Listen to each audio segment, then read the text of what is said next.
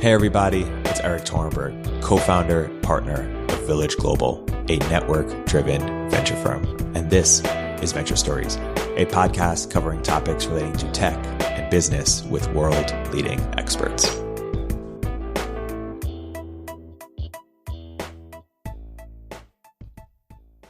Hey everybody, we're now accepting applications for our Network Catalyst Accelerator program. Founders in our program have gone on to raise money from Lux, Spark, A16Z, Slow, First Round, SUSE, Homebrew, Mavron, Obvious, NFX, Signalfire, and many more. Learn more and apply at villageglobal.vc/network catalyst. Hey everybody, welcome to another episode of Venture Stories by Village Global. I'm here today with two very special guests, Michael Staton of Learn and John Danner of Dunce. John, Michael, welcome to the podcast. Thanks, Erik. Thanks for having us. Great to have you both. This is our first dedicated episode totally on EdTech. John, I want to start with a question for you. Looking back, it's 2020 now. You recently wrote a blog post about the three different waves of EdTech. I'm curious for both of you, but we'll start with you, John, to sort of put EdTech in perspective over the last couple decades. How have VCs viewed the space? How has the space performed, and how has the space evolved? Yeah. So I think, if you look at EdTech over the last 20 years, right, EdTech started with a bunch of technology that you could put in schools to try to make existing schools better. So it was like math practice and, student information systems and stuff like that. And I actually think probably on the margins, they did some good, helped schools be better organized. Maybe some students practice a little bit more, but more or less like it was pretty incremental. Now there are examples, and I bet Michael has one or two of like more interesting outcomes from that. But I would say in general, the venture community was pretty ho-hum about that. It's like, great, you're selling to schools. Schools are really difficult to sell to. They spend a very tiny amount of their overall budget on this stuff. And like, let's figure out something better to do than this. So that was kind of the first wave, and that lasted a really long time, probably, arguably like sometime around the time that Apple II showed up, probably people started to sell things into schools. So for like 20, 30 years, there was that world. But I would say the beginning of the next wave was kind of Khan Academy, where people said, gosh, I could just use this internet thing and like get right to students and teach them something. And Sal Khan kind of had this vision of like, I could be the world's math teacher, and he did it. And that spawned Coursera, Udacity, Udemy, and a lot of others who were like, hey, let's just go direct to consumer and try to teach people things. And they were great. And really, if you talk to all the people in that wave, it was about access and giving people access to education. So especially for people who were, in remote areas or just didn't have any other way that they were going to physically show up at a school, they were pretty incredible things. So like the MOOCs where you'd see 100,000 people taking a computer science class at Stanford, that was amazing. For me as an educator, I was running schools at the time. I was not blown away by that because it didn't fit my model of how people actually learn. So my model is that people learn by doing. You got to get in there. It's got to be interactive. Like you try something, it doesn't work. Somebody who knows a little bit more than you gives you a push. And like, that's how learning really happens. And so I wasn't super excited about that second wave. When I really got excited was kind of the third wave of like live interactive services. Lambda School, probably the poster child for that. But I have a dozen investments in companies that do some version of live interactive, OutSchool, Juni Learning, people that are like, the teacher is there, the students are there, and they're all working together. That's what I feel like is actually pretty interesting right now. And in fact, I was talking to a couple of India investors this morning, and in India, the same thing happened where there were these products like Byju's and Topper that got very large as kind of test prep products, but they were asynchronous. Like if you could self-study and learn on your own, that was awesome. But that was it. And then came along these kind of new services like Unacademy and Vedantu that were really about like, okay, here's a teacher. They're going to teach a large group of students at once. It's going to be interactive. You can ask questions. I would call it lightly interactive, but to me, that's interesting. That feels like it's got the human connection. Yeah. And what's the why now for that third wave? Is it technology? Is it regulation? Is it culture? Or what's the why now that's made it so exciting? Yeah, I think the why now for that wave really has to do with the tools. I mean, even when I was doing my third company, which was a real-time math tutoring company, we had to roll everything ourselves. So we basically had to build, this kind of video and audio synchronous platform on top of a web browser using, Twilio and other tools. And it was a pain. And now when I look at like what Lambda did, like if you ask Austin, how did you stand up kind of your first version of Lambda? They literally just had a bunch of students on Zoom and Slack and they just did their thing. And I just think, while it sounds silly that kind of the tools would drive so much of this, I actually think that was a huge driver because it lowered the barrier to founders just trying to do live stuff in a big way. Yeah. Michael, you've been doing this for a very long time. And so you've seen the different waves. What would you edit or add to that characterization of how the space has evolved or how VCs have looked at the space in the last couple decades? Sure. Well, the first thing that's really clear to us at Learn Capital is when we got started in 2009, Crunchbase had 80 funded EdTech companies, and now they register over 4,000. There's a data gathering group that's a little bit like of a CB Insight / Crunchbase for EdTech in specific called Holon IQ, and they say that they have over 15,000 EdTech companies in their database. And so we've kind of gone from a world of just, not that many innovators with access to funding and real technology shops to thousands and thousands that I guess if you want to look at it from a super macro lens, you'd call them experiments, right? So suddenly we have like all these experiments, all these innovations that are in market and are trying to get traction, obviously to varying degrees of success. But we have so many different opportunities for innovators and entrepreneurs to get going. And then from a venture capital's perspective, you go from a world where, you kind of have to feel like you've got to seed your own garden. I mean, the first 3 investments that Learn Capital made were frankly a lot more incubatorial than they were just straight up seed and Series A investments. To ones where, with our next fund 4, we're actually looking at like, okay, well, how do we sit back and really just let the best Series A companies come forward and then go big on those? So that's probably the first thing I would add. In terms of version 1.0, 2.0, 3.0, I would probably just add that one of the things that we've been tracking for some time, we call cloud-powered schools, which I know John understands intimately. But essentially, people that are building school systems from the ground up that are enabled by technology. So one of our first investments was a company called Bridge International Academies, which is building a technology system to basically operate low-cost schools at scale and deliver instruction with consistent quality at scale, starting in East Africa. And they're now serving, over 350,000 students real time. It's taken 10 years to get there, but they've seen inflection points where, governments are now inviting them to come take over the whole school system for various urban areas and pretty much all the rural areas where governments can't bring school with consistent quality in rural areas around the world in low income settings. And they're doing it consistently for between $6 and $7 a month per student. And Bridge is really like one of 6 investments we've made where different organizations are trying to reinvent school from scratch, assuming that you can have a whole new set of reality parameters if you have the right technology, the right infrastructure, the right data points, the right dashboarding, and that is happening, and it's happening very, very quickly. And we're very excited about that thesis. Obviously, John touched on the new importance of live online.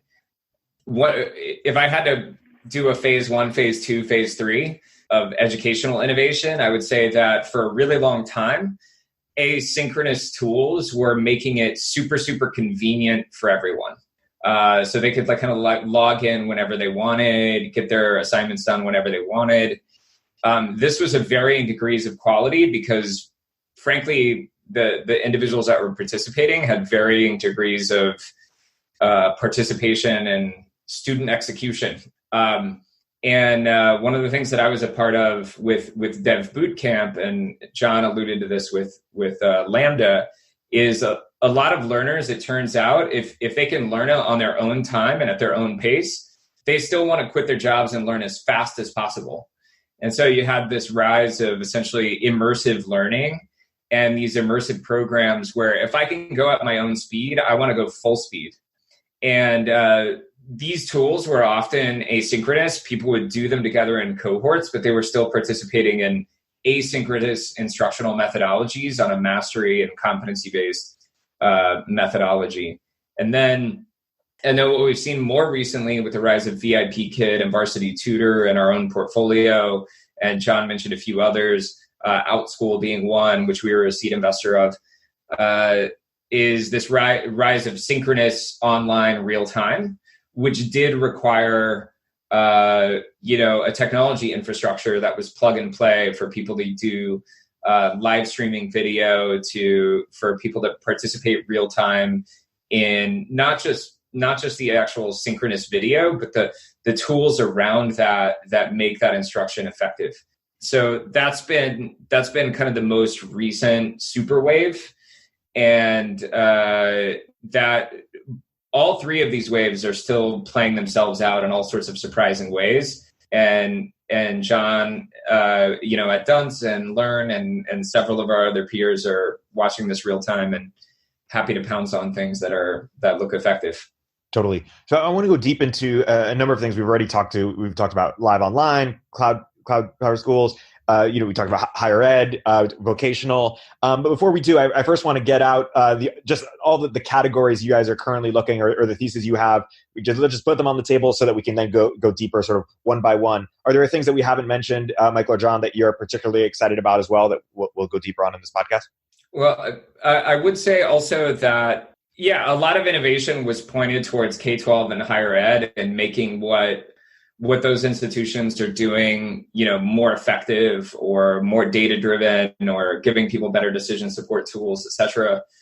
In the past, let's call it 8 years, we've seen a lot of rise in consumer demand for upskilling and corporate demand for upskilling. All you have to do is look at the newspaper and read the rise of AI and kind of the destruction of middle management, and, basically 30% of all people that have jobs need to be existentially worried about their job and how they fit into a reshaped economy post-technology. So upskilling has, from our perspective, almost taken over the existing education market in terms of just the speed to scale. So if you look at companies like Udemy and Coursera, which are in our portfolio, they're really demonstrating that the need of people that are at their computers at work, can log in, are looking for ways to upskill, either because they're trying to accomplish a project within their own job that they need to upskill in order to complete the project. They're looking for immediate promotions, or they're looking for their next opportunity out once they want to do that, right? They're looking to kind of reposition themselves in the global economy, and that's really taken over and become a major investment thesis for us over the past 8 years. Totally. John, let's get into K through 12. Is it ever going to improve? I mean, you started Rocket Ship. I mean, you've seen it up close. Is it ever going to improve? And what do we need? What can be built there? Well, I would just say my thesis, which is probably a little controversial, which is I don't think the existing system is ever going to move as quickly and as personally as you would need to kind of adapt to the world at the pace it's currently changing. I feel like the biggest problem with K-12 is it's a system that was built assuming that the outcomes you wanted to produce were really clear, and then you could kind of harness massive scale to train lots and lots of students on those things. Very kind of factory model. And the problem is the goal keeps changing, and so I think both in K-12 and in higher ed, one of the big problems is you've got these systems that were just built to not change in a world that's changing extremely rapidly. So my own thesis is actually what's going to happen is a whole bunch of entrepreneurs are going to attempt to redefine what K-12 or what higher ed looks like, most of which will fail miserably, but a few of which will end up building things that take over the system. Michael, you don't agree? No. I do agree. I just enjoyed the most of which will fail miserably part. John and I have jammed on this before. I also agree that the pace of change in K-12 in particular is not going to be satisfactory for most parents. Both John and I have looked at a number of different companies that are addressing what is now called the homeschooling market, which I would like to redefine on this podcast right now as the co-learning market. We're co-working, we're co-living, we're co-parenting. Why aren't we co-learning? I like it. Yeah. And actually, this coronavirus might actually be the initial catalyst to make this real, because suddenly a lot of parents are going to have kids that are at home. When you look at the public school conversation, basically since a report that was issued in 1980 called "Why Aren't Our Schools Good Enough?" What was it called? A Nation at Risk. That's what it's called. A Nation at Risk. Sorry. So there was a report that was delivered in 1980 called A Nation at Risk that essentially said our public schools are failing us as a nation. What are we going to do about it? And it's 40 years later, and I actually think that we've made negative progress, not positive progress.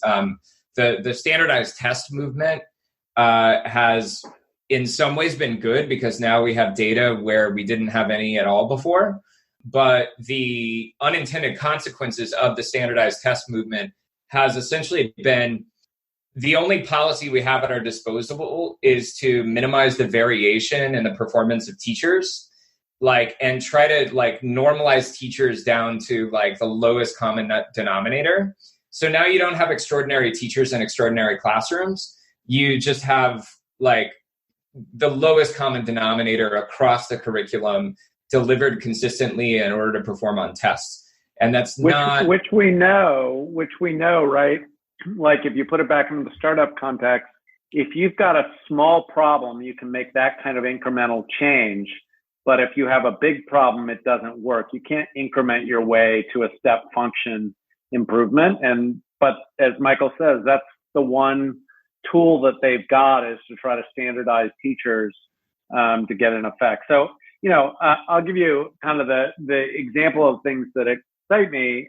There's a company in my portfolio called Prenda Learning, which also in our portfolio. Yeah, true. Michael, you got some too. Basically kind of the opposite of that, which is schools are in people's houses like Airbnb. You're a mom and you've got a few kids and you recruit a couple other families, and now you've got a classroom of 10 kids in your home. And they use the Prenda platform online to go through their academic work. They set their own goals and they do their own kind of digital learning. And what I love about it is it's just a different belief system, really. The belief that student-directed learning, that students will actually figure out better than kind of politicians what's the most helpful thing for them to learn, which, almost always in education, there's some point in the middle where things are actually right. But I love that people are approaching it from the far extreme of the kids are the only ones that know what they need. So let's start from that point of view. One of the places where John and I totally agree, which is in most places actually, is that families are going to be increasingly taking matters into their own hands in terms of making sure that their kids are future ready. And if schools are not adapting to keep up the pace, they will look for alternatives that don't look anything like school looks today. Mm-hmm.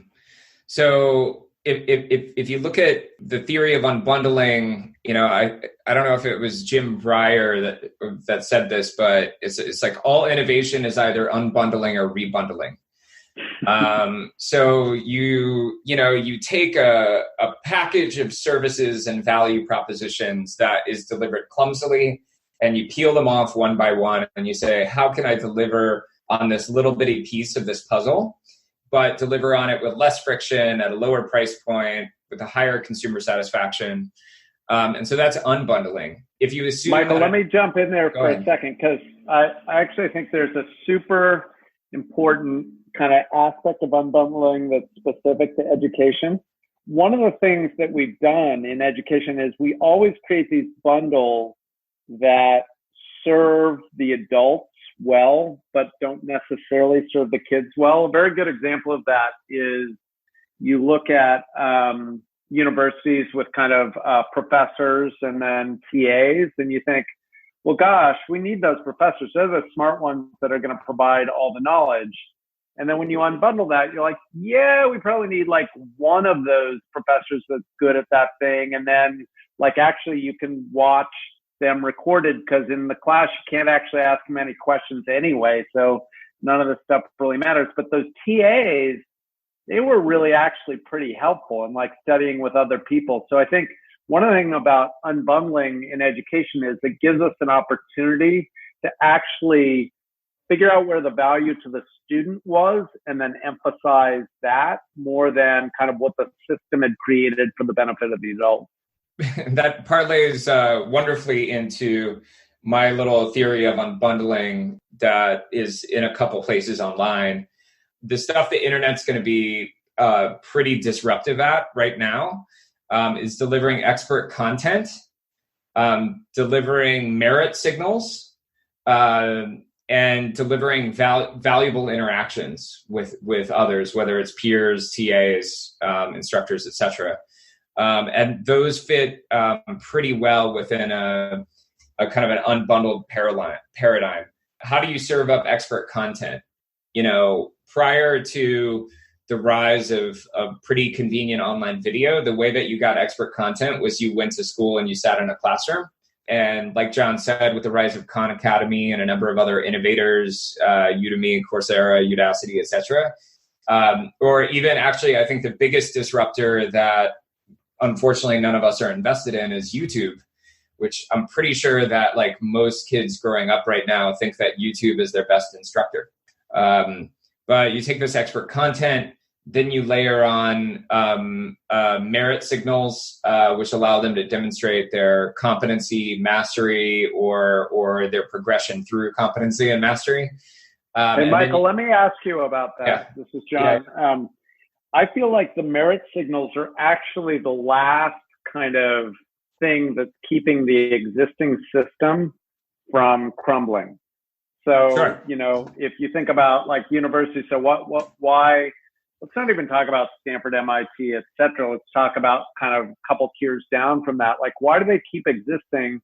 Because, having that bachelor's degree still means a lot to employers, whether or not you actually learned anything. So I'm actually curious, like, I find that the merit signals thing is kind of the most difficult thing to overcome in a way.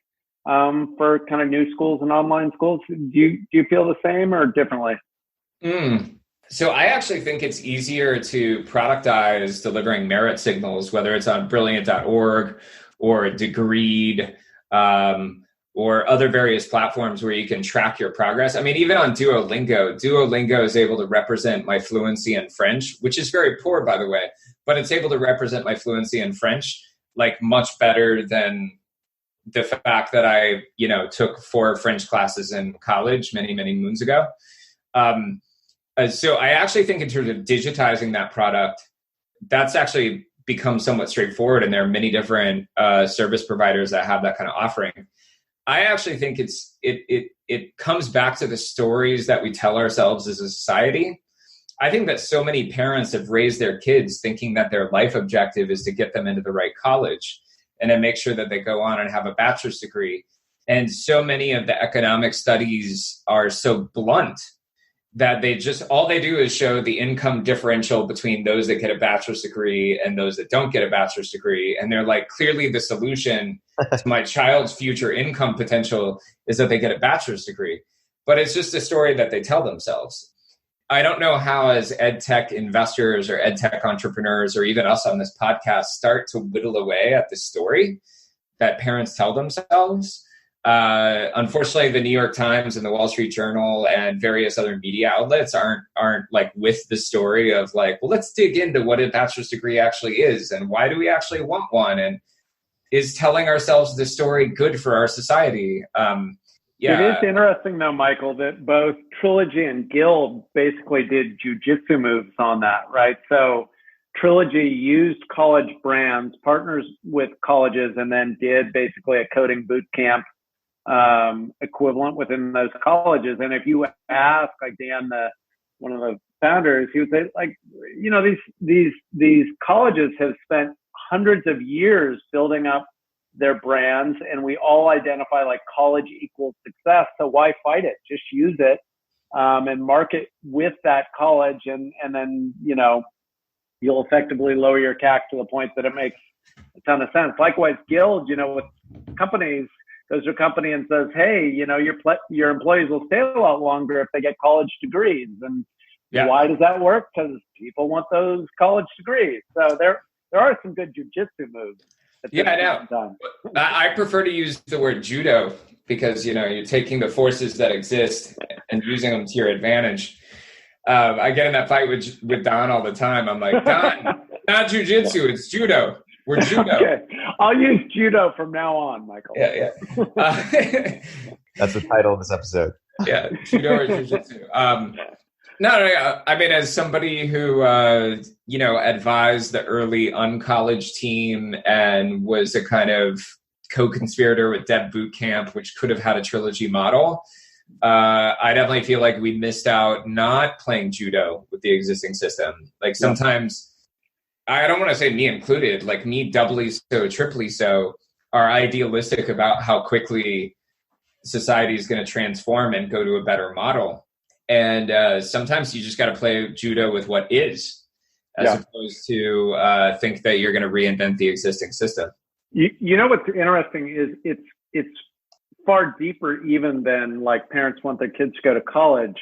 We're also used to paying for that in a certain way. So basically, like, you know, you go to college, you take out a massive amount of debt, and that's all good because college is really valuable and you'll pay it off eventually. And so if that takes you 30 years to pay off, like, you know, suck it up. Like that's how it is, and you can be fine. And so when you come along with things like income share agreements that Lambda School came along with, they're actually looked at incredibly cynically by society. It's like, oh no, this has got to be yet another way that evil companies are going to enslave children and force them to pay them huge amounts of money over long periods of time. And it's like, no, really, they're way better aligned. You don't get paid unless that person gets a job. Like, but it's a really hard argument. It's kind of incredible.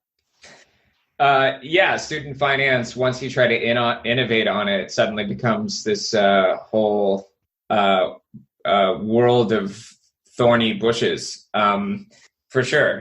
You know, totally. and we have great organizations like Make School and Vimo and Climb Credit that have tried to innovate on this.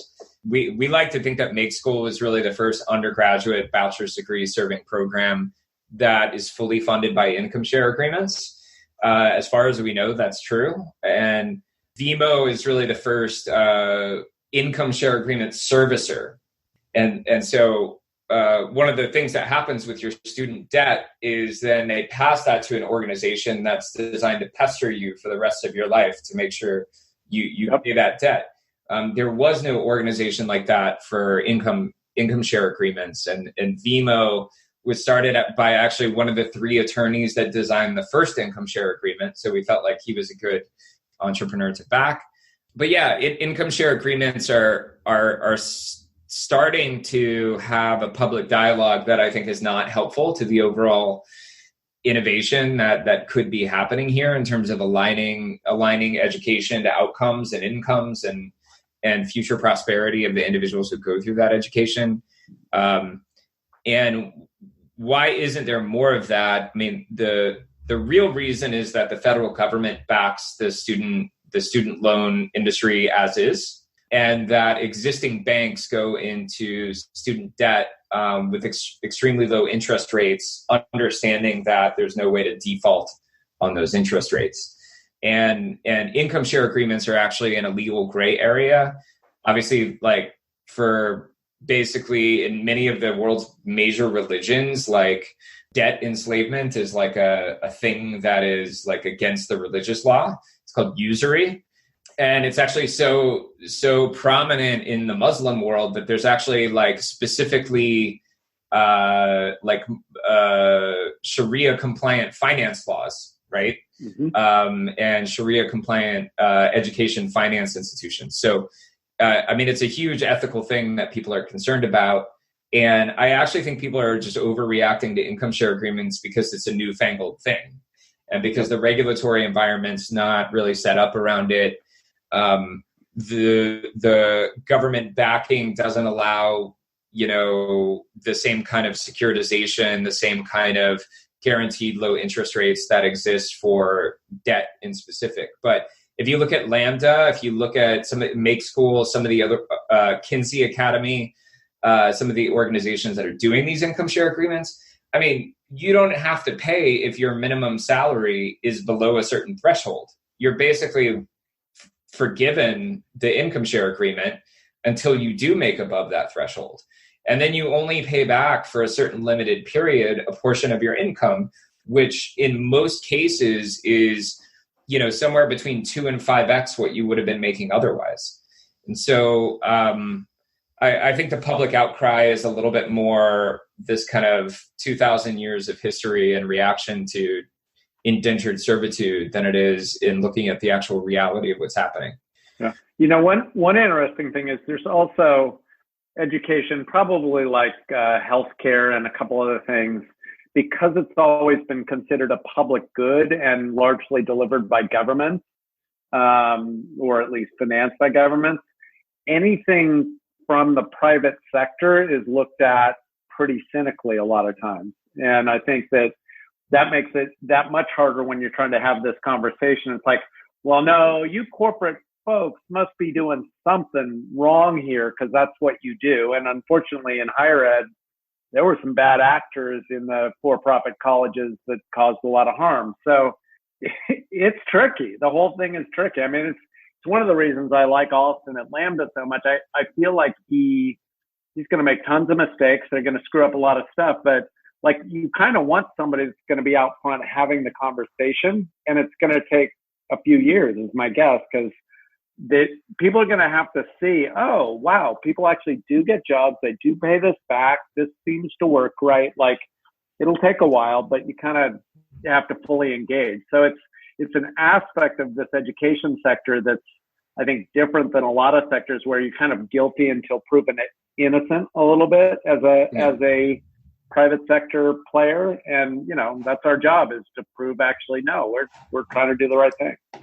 Yeah, I'm with you on that. And to the extent I've ever had bad press, it's been because somebody with significant misgivings about the private sector just wants to rant on things, and their critique is always valid. But I'm like, hey, I tweeted them. I'm like, hey, if you want to chat, I'm here. Right. Sometimes I'm involved in public policy discussions with think tanks in DC. And I always say, like, hey, innovating on this space is going to take a whole symphony of innovation. And just because I know how to play the trumpet doesn't mean I disagree with the violin. Like, it's just, I know how to support entrepreneurs. I know how to bring capital into private markets. That's what I know how to do. It doesn't mean that I disagree with what everybody else is doing, Is there a world where government gets out of financing the student loans, or gets out of sort of limiting school choice on the K through 12 level, or is there a world in which there's serious change in how government treats education in the next decade or two? I really feel like there are sectors where it's almost already happening. So you look at computer science, and I won't give away Lambda's internal numbers, but they're starting to educate a pretty reasonable percentage of all computer science grads in the United States. Like, and in 5 years, they'll be massively larger than all the universities put together. So I think in these small pockets of like, oh, well, you can educate somebody, then they can get a job and pay you back. Like, it works fantastically well. And, Michael started Dev Boot Camp. He totally understands like why that's true in that sector. The frustration obviously is, well, can you apply it to other areas as effectively as coding? And I'd say like yet to be seen, right? So like I've got an investment in SB Academy that does sales training. I love those guys, and they're getting a ton of salespeople trained. It feels like that's another sector because it's only lightly regulated and they're measured based on whether the people they place are good. Like, it feels good. But then there are sectors like healthcare where, there's a huge problem with having enough nurses. And I've spent, I'm sure Michael has as well, I've spent probably a man year investigating that space and trying to figure out if there's a way to train nurses more effectively online, et cetera, use a Lambda type model. And it's really difficult. It's really difficult because from a regulatory standpoint, clinical hours, there are all kinds of barriers that have kind of been constructed to keep that from being easy. So your question, Erik, like, will that change? My guess is it's going to change in waves, right? It's like, oh, well, look, when you take down some of the walls, you can end up with things like Lambda and SB Academy and make school that can educate a ton of students. Maybe we should do that in other areas and like tear down some walls. But like that stuff's nasty because you've always got these entrenched interests that don't necessarily want those walls to be torn down. So I think like it's hard to know. I just, as an investor, I'm trying to find them. And then also I really loved Obama's quote, which is, before he took office, he thought that politics was like a chess game. And then he learned it's like a football game. And basically, like, if you have the ball, you get as far as you can down the field, tackle, nail, crush, defeat. And then, like, when you don't have the ball, you're on defense, right? And so, the way the U.S. political system is, I feel like we're a little bit subject to who has the ball and how far they're going to push it downfield. Yeah. And then every once in a while, some sanity leaks into the system. And I don't know where the sanity is going to end up on income share agreements and financing upskilling and, retraining people for jobs. And I haven't lost a man year to nursing training, but I'm about to lose a man year to nursing training. So we can sync on that. Yeah. Good luck, man. Yeah. I mean, what you said before though, Michael, on kind of the corporate upskilling world, like that's probably the best example of something that seems pretty clean, where, it's like, okay, companies need people that are doing X, Y, and Z. They don't have them. They figured out they can retain people better by doing this as well. Like that seems like pretty clear, rational motivation. So I would guess that's going to go a long way. Yes. Higher ed is better in that you have private actors in the universities. They're not run by government, but there's a lot of the stuff we talked about on finance where the government is backing certain kinds of loans and things like that. But it's still better than K-12. K-12 is the one that is brutal because a couple things. One is the system's actually pretty happy the way it is. You would think like, oh my God, you must be in total chaos and want to do better because everybody's beating on you. But like you walk into the average superintendent's office, they'll pay lip service. So yeah, we should really change. But like, look at the things they've done over the last 10 years. Not much. I mean, maybe you painted a building or something. I mean, I don't want to be too cynical, but It's not much. And here's the problem for entrepreneurs, I think, is great. So you got this K-12 system. It kind of sucks. That seems like a good target. Let's go do that. But it's free. So it's free and kind of crappy. Free and crappy turns out to be really hard to compete against, right? Because if you want to be better, you're either going to be super tricky and figure out how to be free, which people are trying to do. Premda is for-profit charter schools, which we don't need to talk about, but that's a hard road. or you're actually going to charge like 1 cent or more. And then, as we know, human behavior is like, oh, no, that's not free. I'm going to do the free crappy one. So I think K-12 is trapped in that a little bit. Yeah. And so I'm curious broadly where we're going to see innovation that's like totally outside the system, like maybe like Prenda or Lambda. Like, is the future of K through 12 like, is like 30% of the country going to go to homeschool, or 50%? And then where we're going to see sort of this judo, working with the existing, Guild and Trilogy, et cetera. Well, there's data that shows that 10% of families today would homeschool if it was easy enough, and right now 3% are. So, organizations like Prenda, and as John knows, I have an incubated, business plan that I would love to go after on the homeschooling front. Basically, if you could just make it, if you could create like the Office Depot easy button for homeschooling, you could 3x the market. You'd go from 2.5 million to 7.5 million homeschooling families in the span of a decade. In terms of higher ed, I honestly don't know. I mean, I was on the advisory board of Uncollege. We thought college was going to disappear quickly, like 8 years ago. We're still where we are. I have a college president friend who says that colleges are going to close while the dorms are full because they're not financially viable. He's been saying that for years. Mark Cuban's been saying that for years. Peter Thiel's been saying that for years. I don't know. I mean, maybe coronavirus takes them all out. I have no idea. I would just say, I feel like, and I hate saying it because I don't feel it's fair, but I think that when you're competing against free, you probably don't win in a huge way unless you're at least perceived to be free. So for example, like Lambda or Make School, I think it's probably perceived to be free. It may or may not be fair, but like, I'm not paying up front. I understand that I got to pay once I get a job, but shoot, I've got a job, whatever. And I think the same thing is true in K-12, right? So I've got an investment in these guys, Sora Schools, these 3 Georgia Tech grads that are building a high school. And they have this tricky little model where students do work study. That's kind of the point, is like figure out what job you want to do. And they do work study. They work for companies. And the school basically acts as an agency, takes that work product, the revenue from that, and makes tuition free. So like now you're like working, you're figuring out what do I want to do, and you're not paying anything. So I think things like that are probably going to do a lot better than almost anything else. And I have investments in a lot of other things, but man, in the vocational world, it was unbelievable to see the multiplier effect of going from charging up front to being free in terms of the number of applications and interest and things like that. So free, unfortunately, feels like the deal.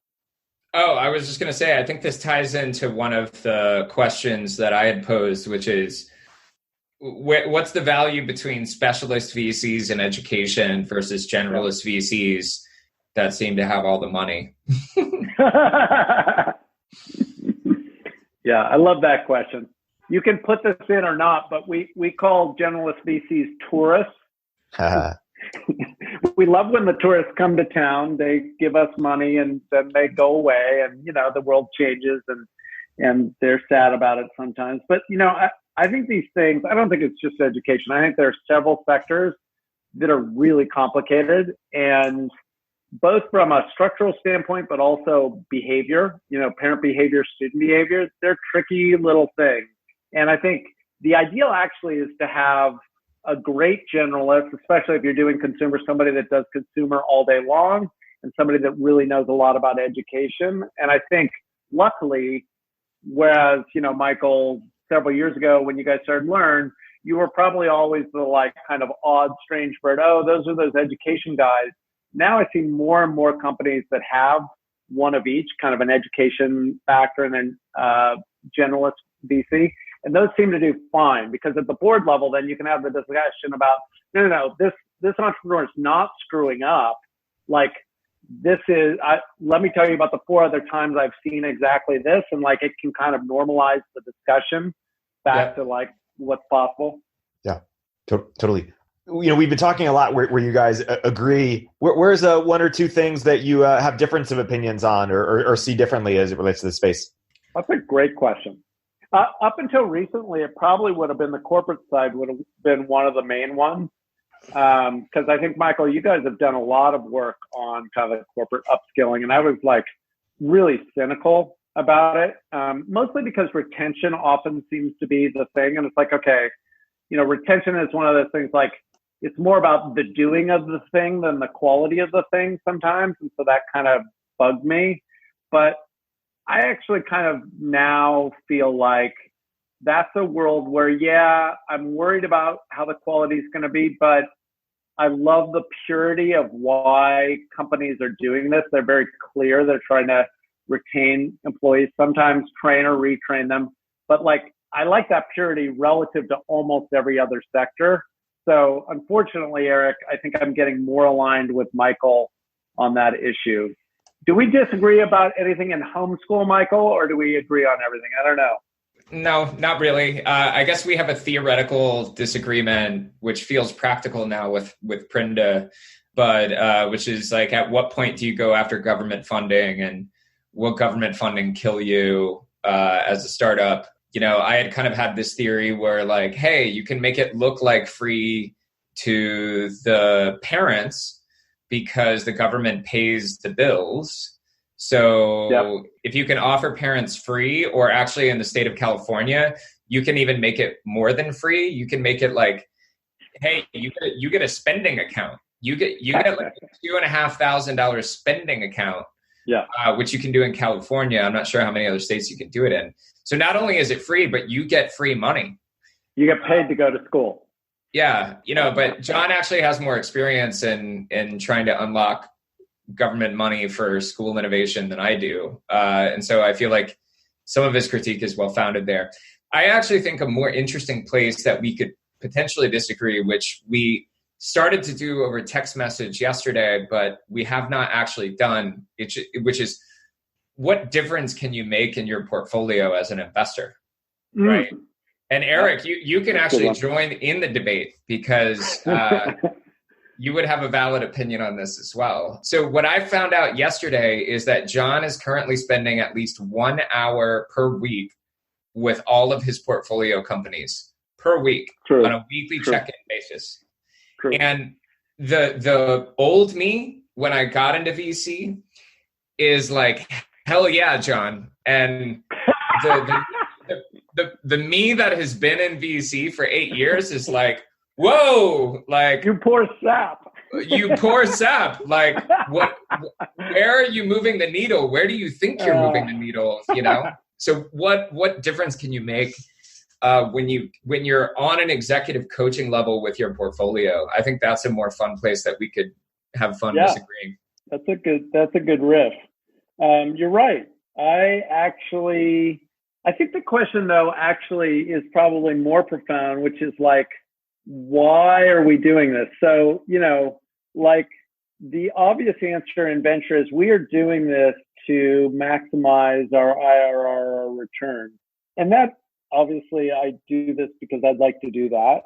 I also do this because I feel like we really suck at teaching people how to create companies. Like, it's kind of like self-study. It's like, oh, just do this. And then somebody says, boy, you're an idiot. Stop doing that. And then you stop doing it. And it's like all the coaching says that direct and immediate feedback by somebody that you trust and care for works 100 times better than people just slapping you on the hand, right? Although, the Catholic nuns really did a good job on the latter. So maybe they have something there. But like, I just feel like a lot of times, like Erik and I are invested in a little company called Tiny Care that does daycare. And I spent a lot of time with Michael, the founder. And like, I would say like 80% of the time his instincts are really good. It's just those other 20% is really painful. Like, you just go down this path. You're like, dude, don't do that. It's going to be terrible. Go talk to this guy and he'll tell you what he did and why it was bad. And like, I just feel like from a public good standpoint, almost like, or a moral standpoint, like, let's keep them from like just getting crushed on a regular basis. I don't know. It's probably just stupid and sappy. You're right. No, that's not it at all. I'm just wondering. It sounded a little bit like that book Catcher in the Rye. I just stand at the edge of the cliff and make sure that kids don't run off the cliff. Right. You know, that's my ideal role in life, right? Just make sure kids don't run off the cliff. Now, that's a good analogy. Maybe that is what I'm doing. No. Well, I've only been doing it a couple years and I'm still dumb. And like, you know, you meet me in 6 years and I'm like, oh yeah, what a sap. Like, you've got the experience, so you're probably right. No, well, first of all, when I was a founder CEO, I desperately wanted one of my investors to be as involved as an executive coach as you are. And I actually thought about paying for an executive coach, but they wanted $4,000 a month retainer. By the way, yeah. That's what you should price at, John, $4,000 a month retainer. But anyway, and I just couldn't justify it. I had raised whatever amount of money. My burn was whatever it was. And I was like, oh, really, I shouldn't spend this amount of money on my own executive coaching. I think that was the most expensive decision I ever made, was to not spend $4,000 a month on executive coaching. So if there are any CEOs listening, if you increase your marginal burn by, 2.5% to 8% a month to get executive coaching, I think that's a good thing to do. Yep.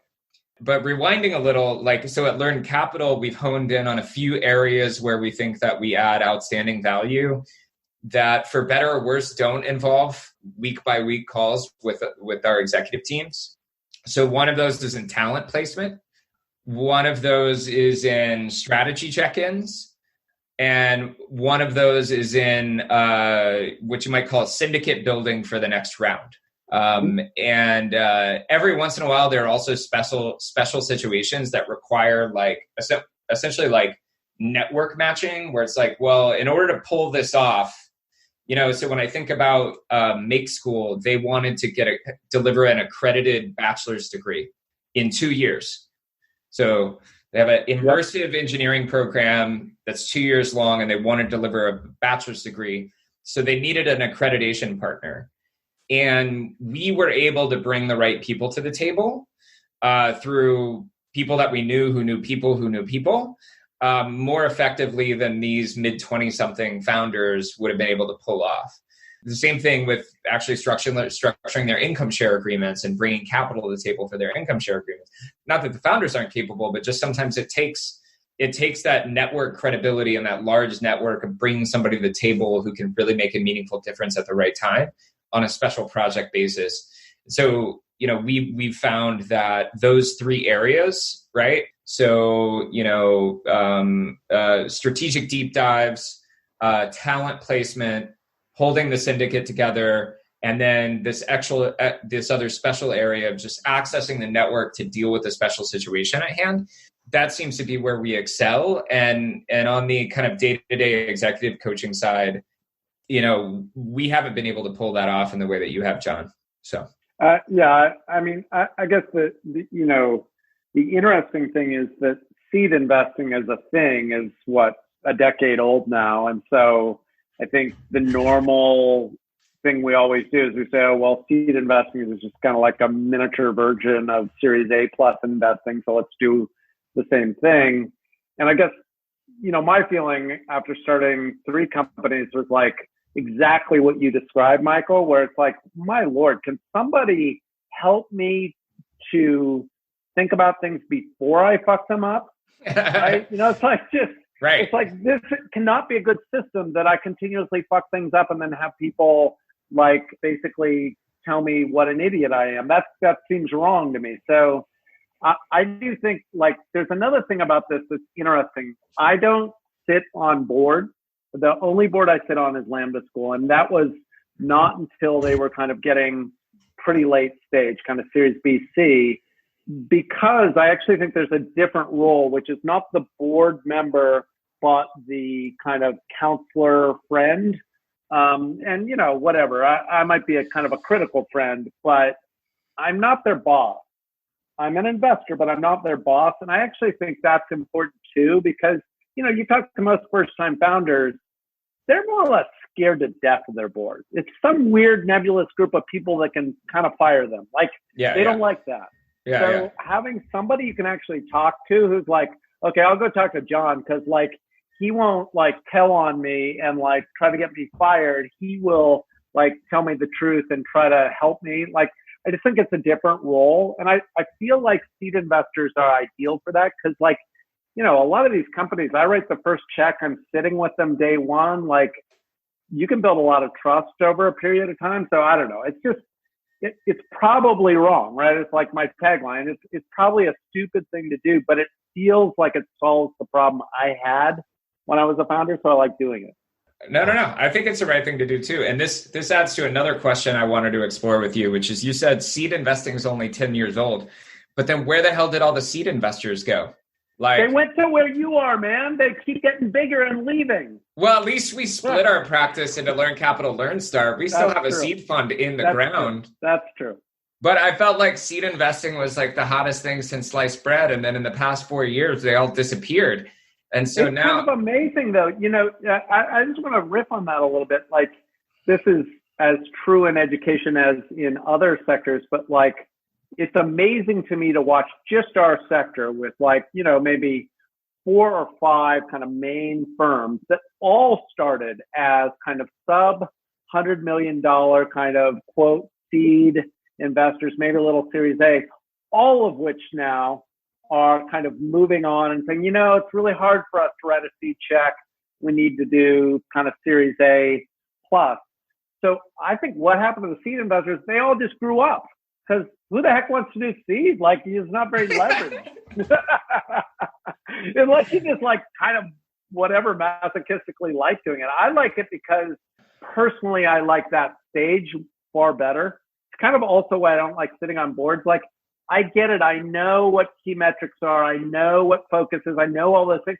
That was just never the fun part of the job. Yeah. The fun part of the job is like, holy crap, I'm going to die. Like, how do I not die today? That's cool. So I'm totally with you on that. That's why I helped Don start within Learn Capital. Cause like, you know, we had raised $150 million third fund. And right now we've already done a first close on a 200 plus, $1 million fourth fund. And like, we were getting more seed deal flow than ever. And I was like, guys, we're missing all the fun. Like, let's figure this out. Some more fun things. Let's do some more fun things. I want to hear more about how everybody's going to die in 6 months. Right, exactly. Yeah.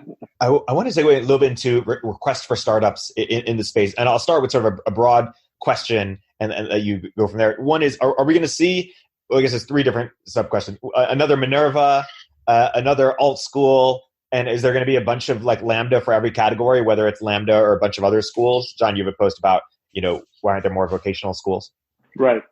I mean, I think the answer is yes to all the above. I feel like the wisdom, I don't know if it was Mark Andreessen or somebody else who kind of coined this wisdom, but like, basically, like, there aren't very many bad ideas. They're just ideas that happen at the wrong time. And I feel like education is like the poster child for that statement, because we keep trying things and you're like, gosh, that should have worked, but no, it failed. And like, it just, in wave after wave, we keep trying things. And so I think almost all of these things will work. So will there be Lambda for everything? Yes.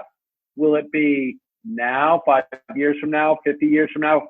Who knows? But it seems obviously right that if you don't have to pay up front and you pay back once you get a job, that would be a better way to do kind of job focused training. So I think it'll happen. I'll tell you one, like in the call for startups, that I think is just so interesting. In K-12 specifically, let's just assume for the moment, let's hypothesize that it needs to be free. Prenda went down this route of like, okay, we're going to be free by having the government pay for it. I think that's a hard way to go. I'm supportive of Kelly trying to figure it out, but it's hard. Guild Education went out and said, hey, why don't we get employers to pay for people to go to college? Because then they'll stay with us for longer, they'll retain.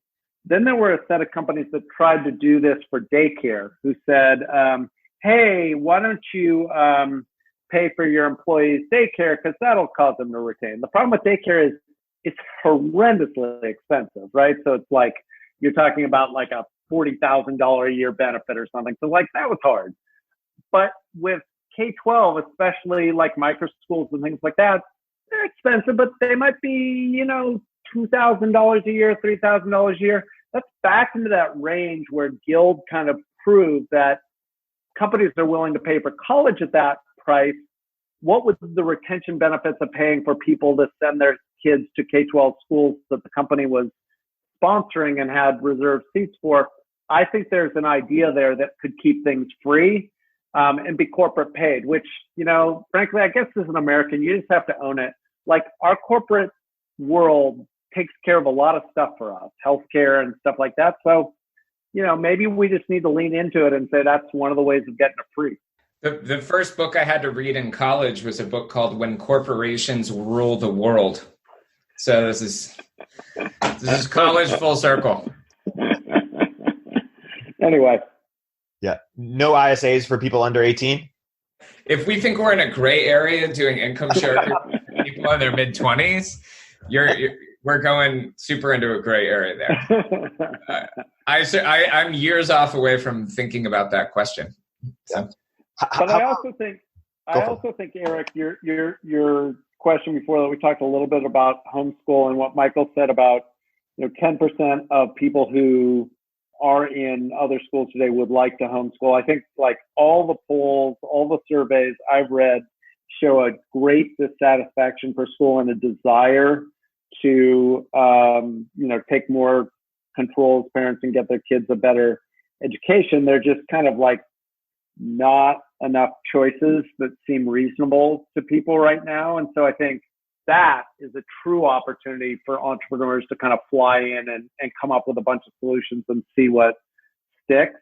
So I'm super optimistic, actually, that despite the fact that we have this free, crappy system, people can come up with maybe free, awesome things, or maybe inexpensive, awesome things. Like, I feel like there's demand there. It's just very tricky how you satisfy it. And so I spent a lot of my time, way more than I should really, looking at those ideas for an alternative to the K-12 system, building new schools, just because it'd be awesome if it was possible. And is the lesson of alt school that you can't do that model? I mean, the lesson of alt school is Prenda. Alt school kind of got part of it right, which was make a school smaller. And Prenda said, oh, well, if you're going to make it smaller, why don't you just make it small enough to put in somebody's house, and then you have no real estate problem ever again. Like, that's pretty great. Well, I also feel like this relates to a larger challenge in education. And I won't call any names at the moment, but surviving a PR disaster in education is less probable than in other spaces, maybe. And, there are things that you can do that make business sense. Like when you're looking at the spreadsheets and you're trying to make rational decisions, like, there are things you can do that make business sense, but alarm people. And sometimes you probably shouldn't do that thing that makes business sense if it's going to alarm everybody. I'm not sure if you agree. John, you wrote a post basically saying, you don't like companies that sell to schools, or it's hard to sell to schools, whether it's yep. college or K-12. I guess that would include companies like Clever or Class Dojo, or unpack that a little bit. Yeah, it actually doesn't include Class Dojo. So Sam at Class Dojo, I give him huge persistence points, because if you take Class Dojo and Remind as two examples, and I'm not going to beat on Remind because they're doing fine, but they're in a very different world than Class Dojo is now, purely because Sam at Class Dojo said, you know what, I'm just not going to sell to schools. I just don't want to go down that path. I actually care about kids and parents more than like school administrators. So that's who I want to be my customer. And was more or less like, I don't know, mocked is too strong a word, but like kind of written off for doing that. And it took them a long time, but then they figured out more or less how to offer these kind of dojo things on top of the core experience that people would pay for. And I'm not going to give away their numbers, but they're pretty good now. And with a lot less friction, I think, than selling to schools. So I think although the consumer side of this is much tougher because American parents aren't used to paying for anything related to education, I don't think that means to founders, well, then just don't try it. I think wait till you go to Europe. Yeah, Try to go to Europe. Yeah. Or you could go to Asia where, they pay for everything. They're like, education costs a third of my income. Of course it does. Right. Yeah, exactly. Yeah. So I think the norms are different. So, but my basic point on the school sales, and I hate this, I'm sure Michael does too. I bet % of my inbound decks and pitches are for school sales. And I've come up with a relatively pithy way of saying, hey, thanks very much. I just don't invest in that. And it pains me because obviously they're doing good work for students. And no matter what we do, it's going to take a couple generations of students to get everybody into a better system. So it's painful. It's just that those companies, with a very small number of exceptions, don't generate venture scale returns because the growth rates aren't high enough. Anyway, go ahead, Michael. Maybe we disagree on this one. I want to tell a counterexample, and then I want to agree with you. Okay. I'll disagree and then agree. So we have a portfolio company called Genius Plaza, which basically sells multicultural, multilingual classrooms in a box, which grew at the pace of the best, has been growing on pace with the best consumer ed tech companies. Largely because, strangely, the government passed a lot of laws saying, hey, we need to provide budget and support to help our classrooms become bilingual or multilingual. We need to try to respect different cultures in our classrooms where there are many people coming from different places around the world. Otherwise, we just have totally dysfunctional classrooms. And they approved these budgets and approved these leadership positions over the span of, 8 years with really no technology to spend it on. And Genius Plaza showed up and said, we have this cool methodology where we basically help kids reteach other kids in their own language and respective of their own culture through audio files and hooking them into presentations and content. And you don't need to have a multilingual teacher or a multicultural teacher. We can just power this for you. And even though it's school and district sales, that took off like a rocket. And yep. it was because this regulatory system, which sometimes we beat on as innovators, enabled that. And so sometimes it actually works in your favor. Yep. You just kind of have to know the ins and outs of what's out there and what's happening from a regulatory perspective. That's true. Wireless generation was the same story where all the Reading First initiatives made it so you had to assess students in reading. They came out with the product and it went nuts. So it's true. If you're super crafty on the regulations, you can make money in that space. In closing here, why don't we close a little bit and just talk about the future of education more broadly, and anything that we haven't yet spoken about in terms of painting a picture a little bit. John, you had a post where we're going to unbundle sort of the care, sort of maybe social, emotional, and the academics. In college they talk about unbundling liberal arts from sort of jobs and career stuff. Maybe you can talk about a little bit that, or anything else you want to sort of paint a picture for us when we think about the future of education. Yeah. I mean, I think the general thing with education is how do you, all of us who've run schools, like the first thing you realize might take you 6 months, might take you a year, is like everything is governed by the ratio of teachers to students. That's just how schools work, because almost all your cost is on the teacher side and you're amortizing that cost over some number of students. And so I actually feel like the world lives that out day by day with kind of the future of education, because you can go to the extreme and have a MOOC with 100,000 students to one teacher. And then actually that's a pretty great business model. Like that makes a ton of sense. Then the question is, well, but what does a student need to learn that stuff? It's probably not like 1/100,000th of that teacher. They need more than that. And so then I think you get to these things like Lambda, where it's like, yes, the Google hot shit engineer that's teaching a bunch of kids in the cohort, it's hard to ask him questions, but you can ask the TA that's working with your group every day, and that gives you enough that you learn something. And so that ratio, because the teacher salary, the TA salary is low there, can work at a lower ratio, which gives you the fit. But I actually think that the future of education is largely about do we get completely off the ratio? Do we get to just higher ratios that work?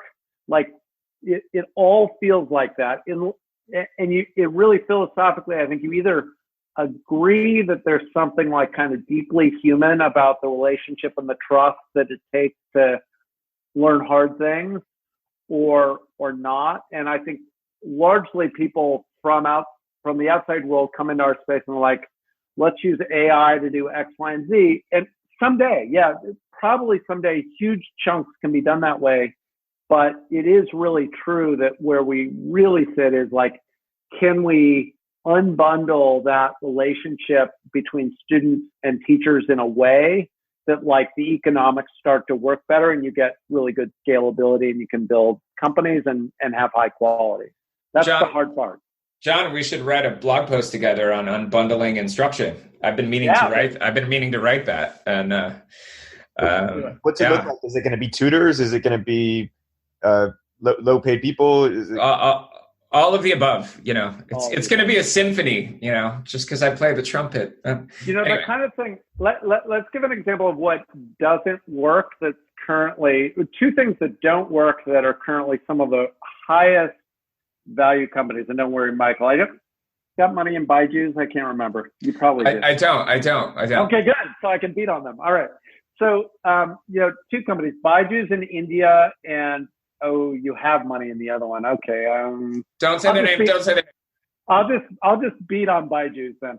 So, like, Byju's is a perfect example of this, like, kind of massive test prep company in India that all the content is basically asynchronous and self-study, which again, awesome ratios, no direct interaction with people and works well. And you have everything from that to another company I won't beat on and won't name that does one-on-one tutoring with students, which is great, but it's expensive. And once you do one-on-one, it's hard to change that model because it's a very deep model of learning. So I think like one thing I try to work on with founders is just really think about that aspect a lot, like what you think that relationship has to be, because they're really hard to change later on, I think. What about continuous education or adult education? Does it have to be always related to jobs, or is there like, Barry's boot camp or Soul Cycle for learning, or how do you think about that? Well, so I got something to say here, which is I feel like there was a meme that came out a while ago that said kind of, the best team members are T-shaped, right? They have a broad-based knowledge and then they have one area of deep expertise. I think pretty much all the hoopla since then has kind of demonstrated that the best people have kind of a standard deviation curve. They have a bell curve. And they have one area of deep expertise and they have several areas of deep expertise near that, but not as good as their peak. And they're pretty broad-based and can kind of go out there into the nether regions of interdisciplinary thinking. And so I think that from an upskilling perspective, it's not just about getting people tech skills. It's about getting people a very broad base of skills and also giving them the foundational knowledge that they need to be interdisciplinary thinkers and to participate in our society and culture in a way that maybe they aren't currently. But I don't know how you create an ROI on that you can hook an income share agreement to. But I think that will be present. I just met with a company that's doing leadership training at a level that like I think I haven't really seen before, Strive Talent, right? And I don't want to say that it's just limited to upskilling is just limited to these very narrow kind of T-shaped skills. I hope it can be more broader based than that, but it'll probably be wrapped in, we're going to deliver you this particular skill that will help you get a job. Because if you read all these alarmist reports by McKinsey and Deloitte and the World Economic Forum and all these guys, it's like, essentially we're looking at tens of millions of people that are going to have to reskill in the next 2 decades. And we hope we're investing in the companies that will deliver on that, massive societal issue that we're going to be having. It is also interesting to see that, by and large, at least your companies, Udemy and Coursera, right, have taken very much this upskilling kind of approach, right? I think almost all of them started with the let's be on lifelong learning, continuous education, and awesome people will show up and take classes and that'll be good. And they just found the sweet spot was actually companies wanting to train their folks for very specific things and people using that to kind of upskill. And that does make sense to me. I mean, it seems very transactional. It's like, where are the people that just love learning? What's wrong with that? Well, so it's funny that you mentioned that because at an event this past weekend, we literally had Udemy and Coursera and Degreed all talking to a limited audience about this future of corporate learning and kind of B2B sales. And one of the things that they all said is that they benefit from serving both enterprise and consumer customers because essentially if they were locked into only enterprise, they wouldn't be getting real-time feedback from the market as to what skills are in demand. They actually rely on independent content publishers, less so in Coursera, but they rely on a broad base of content that's being published and a broad base of users that are trying to hit that and search for it and experience it and review it in order to say, actually, we think that these skill sets are the ones that are in most demand. Hey, company, don't you want to pay for it? Right? Yep. Is there a world where we see corporates instead of funding the education just provide it directly, like Amazon University or Walmart University or I don't know, big scaling companies that need to hire thousands, tens of thousands of people? So whenever the time is right for an idea, usually we suddenly have a week where we get 5 business plans with that exact same idea. Oh, shit. And what I would say is in the past 2 weeks, I've had 5 business plans with internal universities as a service.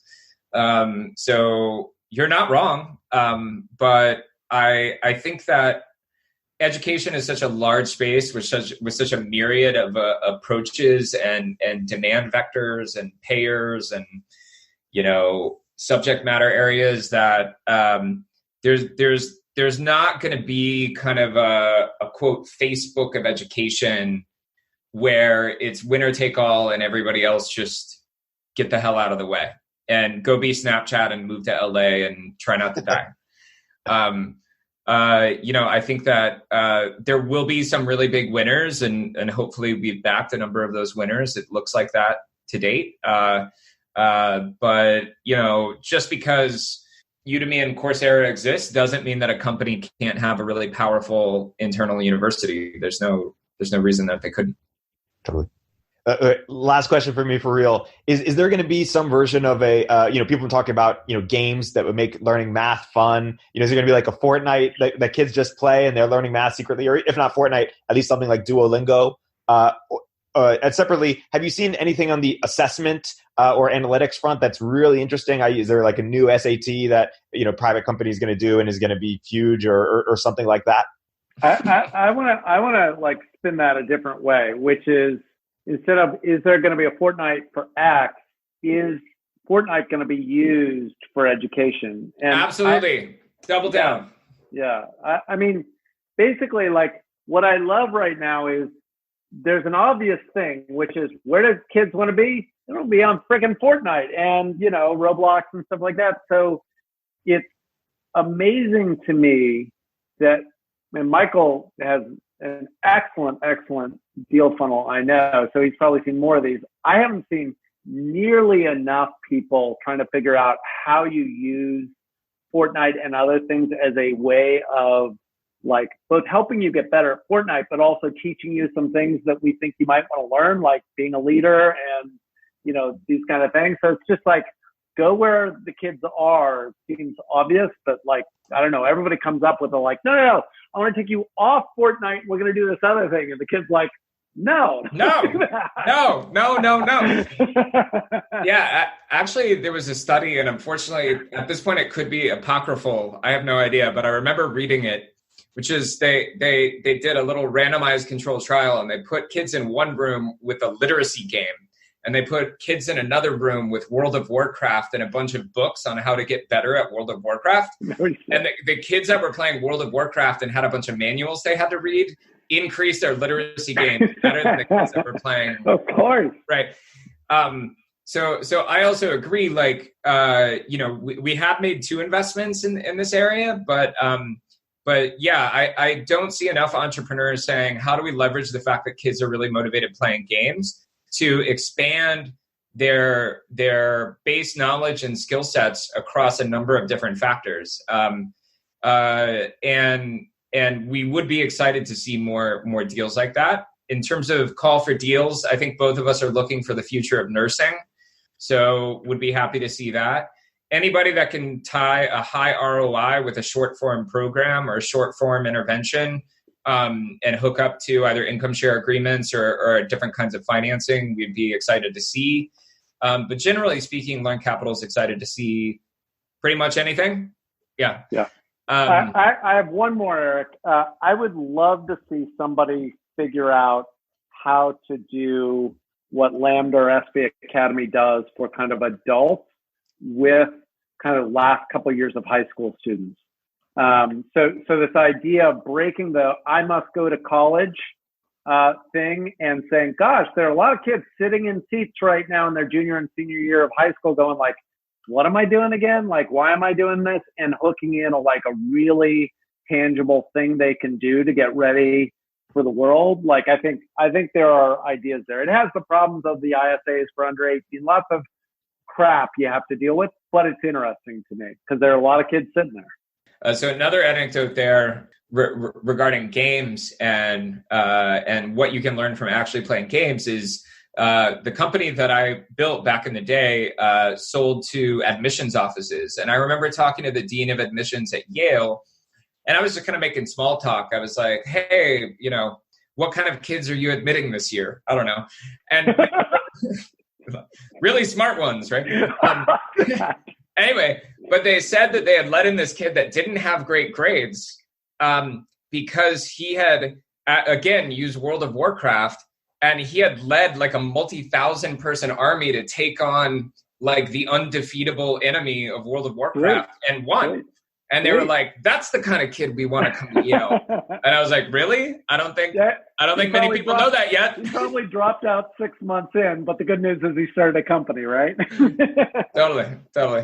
It's funny. One of those, Balaji Srinivasan, who's covering coronavirus on Twitter, one of the most controversial tweets he ever had was he said that he proposed the idea of having one mandatory year where people, where kids get seed funding to start a business. And people just hated it. And I was so surprised why it seems like such an innocuous idea, but maybe it's a threat to something else if people, I don't know, start taking things into their own hands. I don't know. Yeah. Sure. Well, we need people to play by the rules. Yeah. Yeah. On that note, this has been a fantastic episode. If you enjoyed what you heard, definitely check out more of John Danner and Michael Staton's work. And if you're an entrepreneur working on something interesting, you'd be very lucky to have John and Michael on your cap table. We're certainly lucky when we do and excited to work with them more in the space. Guys, thank you so much for coming on the podcast. Thank you. Thanks, that was really fun.